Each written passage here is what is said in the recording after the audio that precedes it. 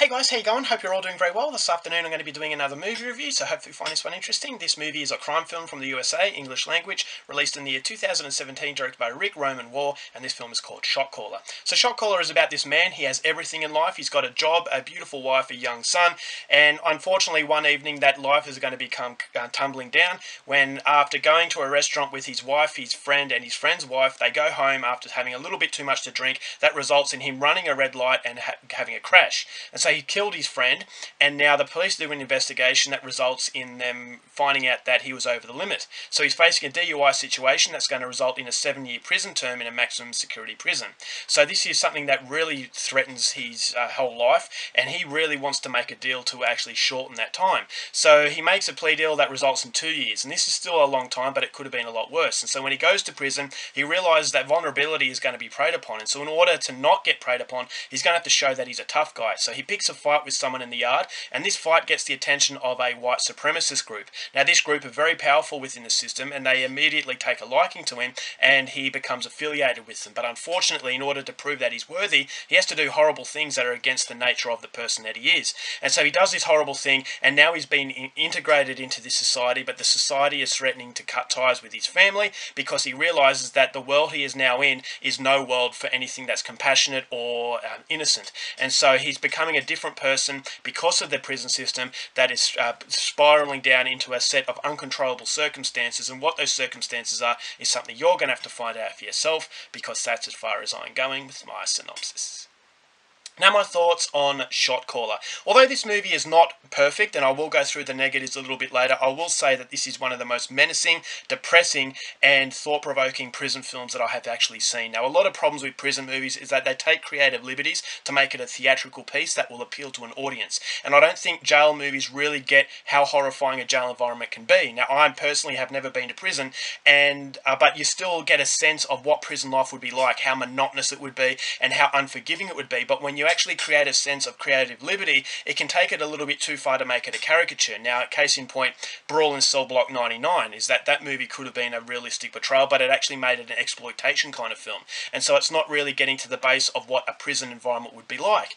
But this movie really creates that strong sense of menace. This is a very unforgiving film. This is a movie about a guy who had everything in life, but unfortunately one little mistake that he's made has cost him everything. And this is something that is very relevant in today's life, is that you can just make one mistake and all of a sudden your life will take a turn where you've passed the point of no return. And this main character, who was so innocent, very, very compassionate guy, a very good guy, all of a sudden he is a product of his environment. And this is something that people discuss a lot, especially with children, is that if they're raised in a very unforgiving environment, they become a very menacing person.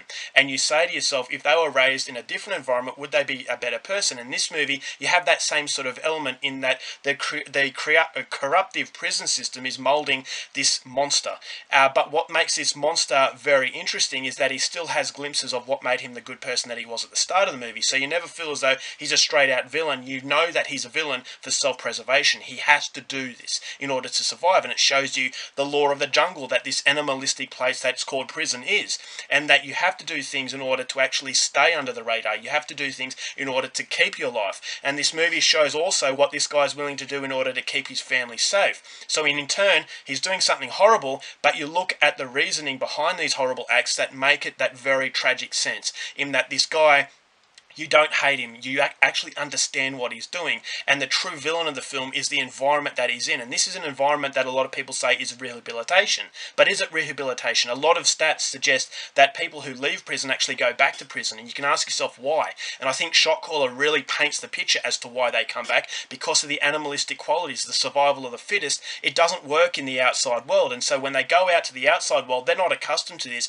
and they go back because this is what they know. And so this is the terrible cycle of violence. It's a terrible cycle of just a different world. It's a complete nightmare. It's hell on earth. And I think that Shot Caller really creates that hell on earth that's not glorifying the prison system, and it's something that you'll have nightmares about. There are some scenes in this film that I thought were truly ghastly, especially involving one guy who's actually showing he's showing vulnerability, and the way that these prisoners pounce on that vulnerability was absolutely ghastly, and it actually shocked me, and it really depressed me, and it really disturbed me. And I just think that Rick Roman Waugh, without going too far into the realms of exploitation, he creates that sense that you're in a very panic environment, in that the brutality in the psychology is just as relevant and just as powerful as the actual brutality and the violence that has been shown. And so the violence is not overdone. It still feels like a very realistic film, but it's just an incredibly dark and depressing film. And I just think that it's a movie that really needs to be seen, because it will become a very thought-provoking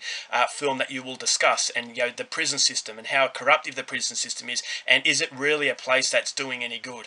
And so it's something that will raise the question. I think if a movie does that, it really needs to be seen. And the reason why this movie works as well as it does is because of Nikolaj Coster-Waldau's performance. Now, this is a Danish actor. He's more famously known for Game of Thrones, but I think his best work has been in his native Danish movies. But I'm so happy that he's actually got the opportunity to show himself in Hollywood films, because he's such a good actor. And this is a prime example of how good he is, because he actually makes this film work. Is that this character at the start, he's a very, very likable guy. You can understand why he's married. You can understand why he's such a lovable character as far as a father is concerned.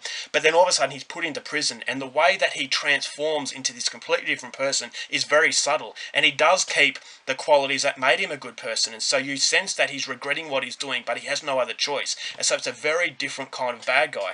And so I just thought that the whole sense of tragedy is that he's losing his family. He's cutting ties with his family because he needs to, because his new world, his family don't belong in this new world. And so the new world is just consuming him to a point where he can't go back. And because he can't go back, you get that sense of just, it's a tragic experience. It's an experience that will depress you, because this guy deserved better. There's only one little error that he made, and all of a sudden his world has come crashing down, and he's a completely different person. And that person is really not showcasing who he is and who his true self is. And so it's a shadow of his former self, and this is something that is that does happen, and it's very tragic. And unfortunately, I think that the prison system does mold people into a different sort of being, and this is a prime example. So you've got fantastic production as far as cinematography is concerned, a fantastic score that I thought was very devastating, and overall it's just a very impressive film that will capture you on a very emotional base.